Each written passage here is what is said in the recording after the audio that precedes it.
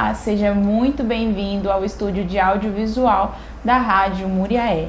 Nós estamos em outubro, um mês voltado para a conscientização acerca do tratamento precoce do câncer de mama, o conhecido Outubro Rosa. E para falar sobre esse assunto, nós estamos recebendo aqui nos estúdios a médica radiologista doutora Mariana Nunes, ela que é especialista em imagem da mama. Seja muito bem-vinda, doutora Mariana. Obrigada pelo convite, é um prazer estar aqui com vocês hoje.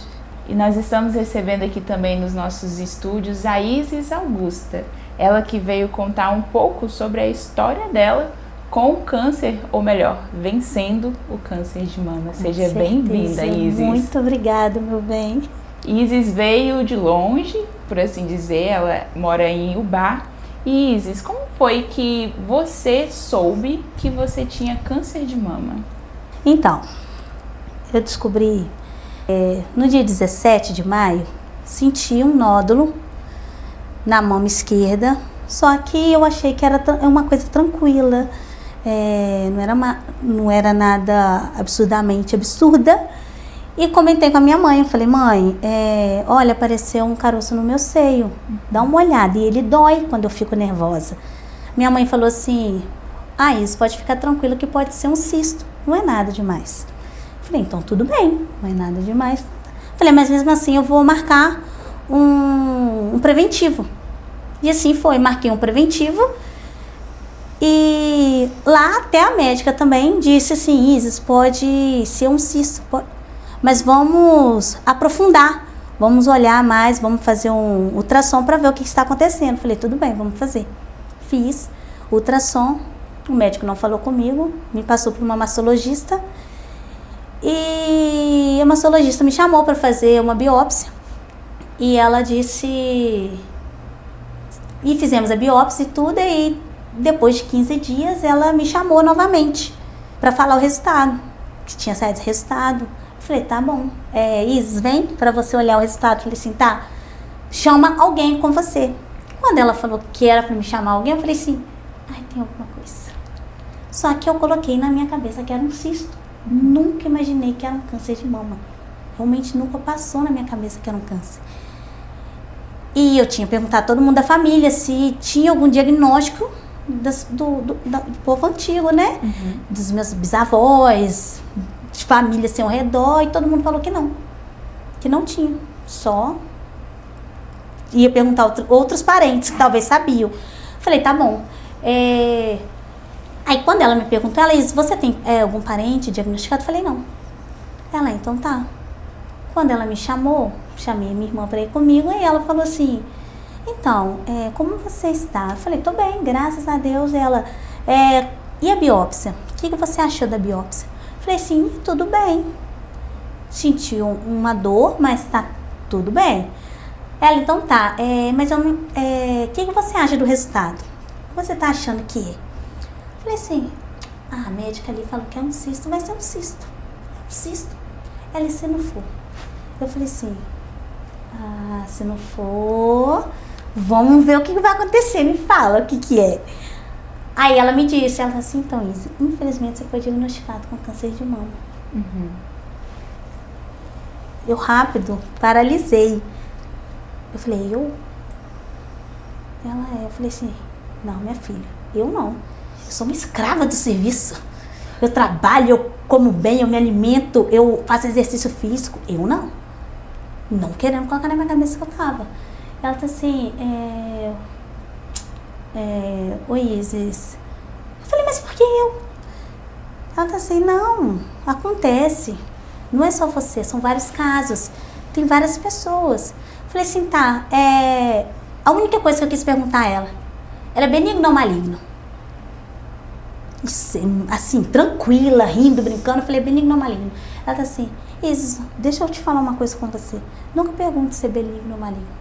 Quando um parasita entra no corpo da gente, até se você machucar, ralar um joelho, aquilo ali não é seu. Então já é uma coisa maligna para você. Entendeu? Então não pergunte isso não. E outra, não olha nada na internet. O que eu fui fazer? Olhei tudo na internet. Doutor Google. Procurei para saber o que era o câncer, porque realmente quando as pessoas de fora falam do câncer, que já passou, você dá importância, mas você não dá aquela importância. Mas quando acontece com você, ou no seu meio familiar, você já procura saber, você já procura se tocar mais, se olhar mais no espelho. E foi assim. Você fala é que assim que você notou que tinha algo de diferente no seu corpo, você já foi atrás de respostas. E isso, doutora, diz muito sobre buscar ajuda precocemente. Qual que é a importância? Nossa, isso é fundamental, na verdade. A gente sabe que quando o tumor é descoberto no estágio inicial, as chances de cura são mais de 95% de chance. Então, buscar no início vai mudar completamente o tratamento, ser um tratamento menos invasivo, né? A cirurgia ser uma cirurgia menor e até o desfecho para a paciente, né? Ser mais favorável. Então, sentir alteração, procurar logo, né?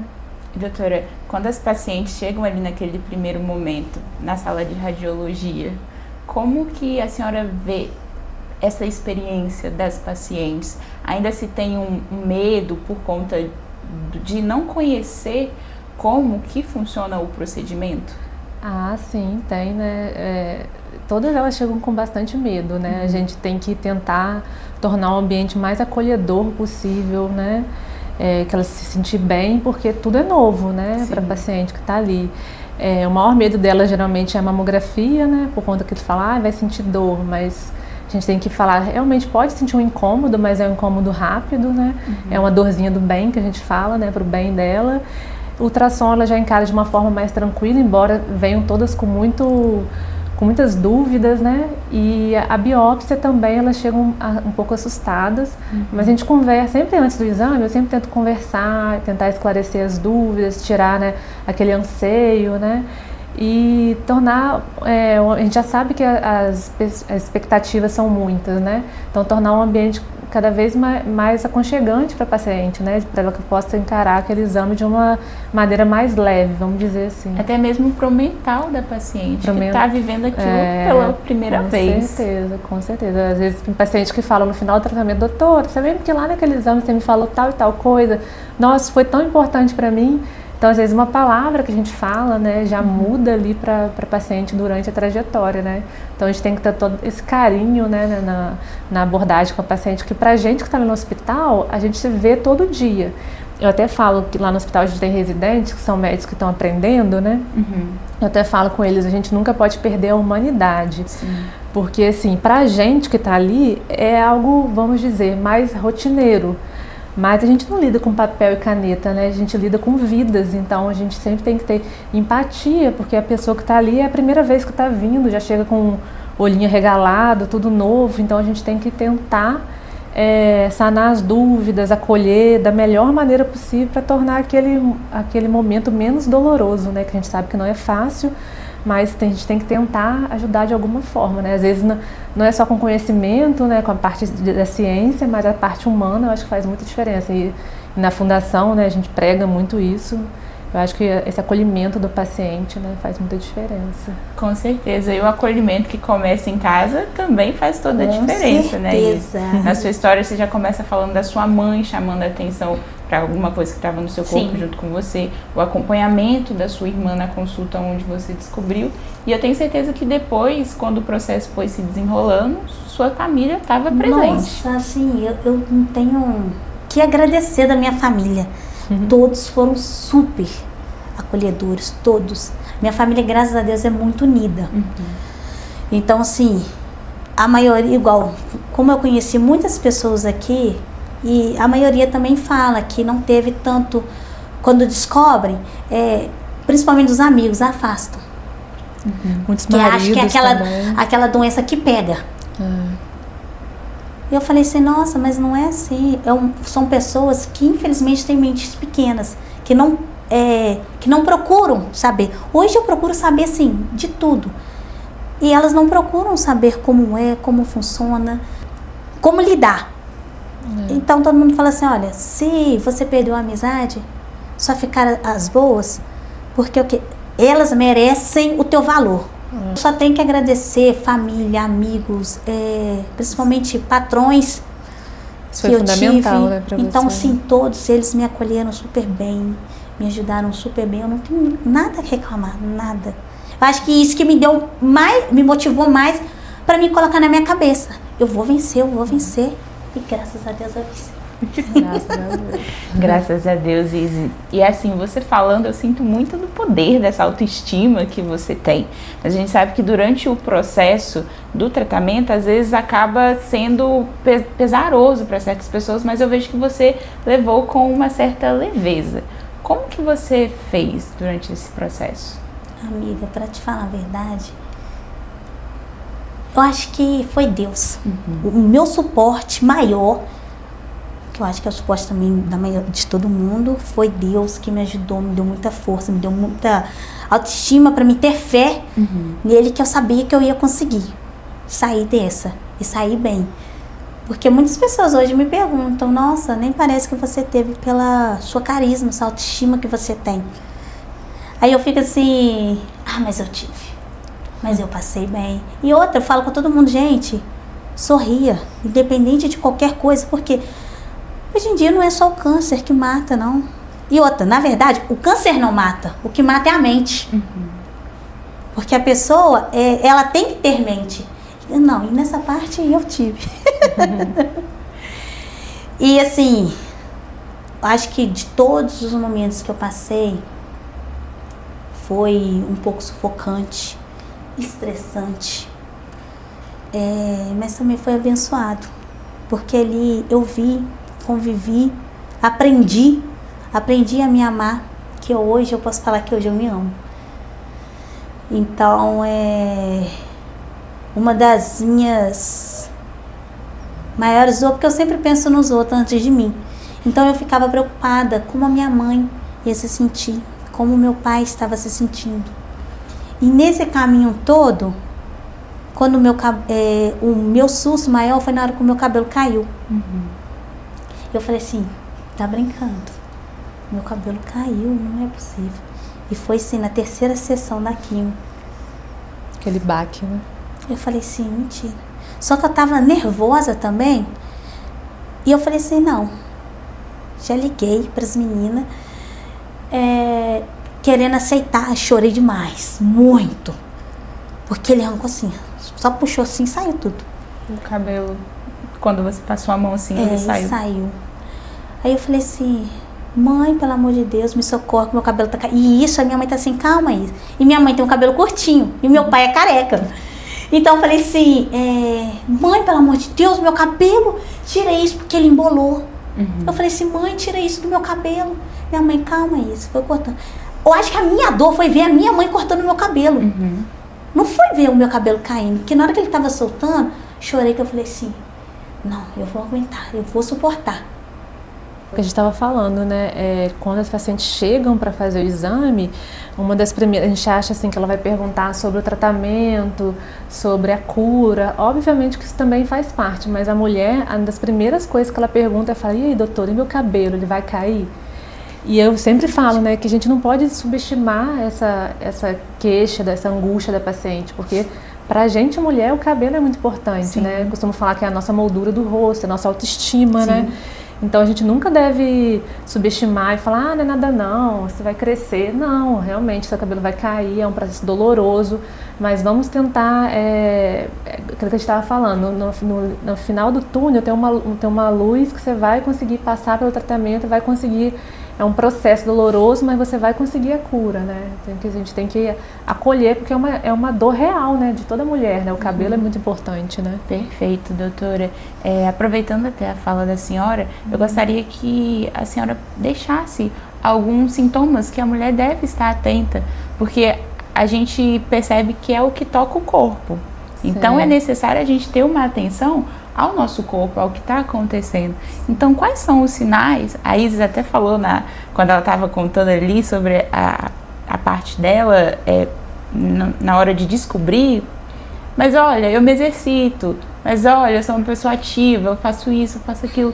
Mas o que o nosso corpo, ele mostra pra gente quando tem algo ali relacionado ao câncer de mama? Então, tem algumas alterações que a gente pode observar, né? Alteração palpável, sentir igual a Isis, sentir um carocinho, né, na mama.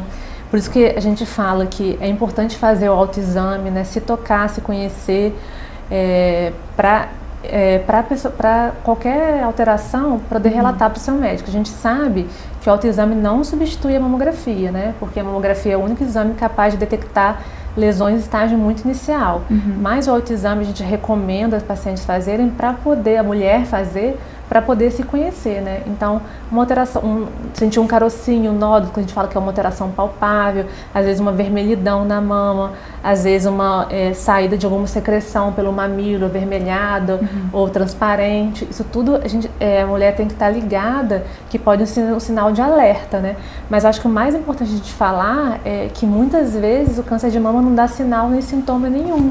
Muitas vezes a paciente é totalmente assintomática. Por isso a importância do rastreamento, que a gente bate tanto na tecla. E é uma queixa que a gente vê paciente falando: doutora, mas eu não sentia nada, como é que eu tô com câncer de mama se eu não sinto nada? Então eu falo que é a mesma coisa que muitas vezes com um hipertenso, com pressão alta. Alguns vão ter dor de cabeça, vão ter os sintomas, mas muitos vão estar com pressão alta sem sentir nada. O câncer de mama, no estágio inicial, muitas vezes é isso, a mulher não vai estar sentindo nada, não vai estar palpando nada, e ela vai estar ali com a doença. Por isso a importância de se tocar, de se conhecer e de não deixar de fazer mamografia, né, anualmente, né, a partir dos 40 anos. Né. Então, para você que está nos acompanhando, apenas reforçando o que a doutora Mariana acabou de dizer, é importante se tocar, mas também fazer o acompanhamento médico. Nós já estamos chegando ao fim da nossa entrevista e antes de agradecer as duas pela presença, estão aqui abrilhantando o nosso estúdio, eu gostaria, Isis, que você deixasse uma mensagem para as mulheres que estão nos escutando e às vezes enfrentando o tratamento ou conhecem alguém que está passando por isso. Então, eu quero dizer para vocês que sejam fortes e corajosas, porque não é fácil. Eu sei que não é, porque eu também passei. Mas assim, o processo te fere, mas o propósito com certeza ele te cura.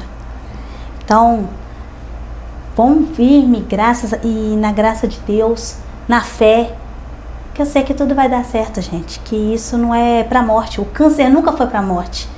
Sempre vai ser para um propósito maior. Então, é isso. Que lindo, Isis. Gostei muito dessa fala sua, de que o câncer ele não é para morte.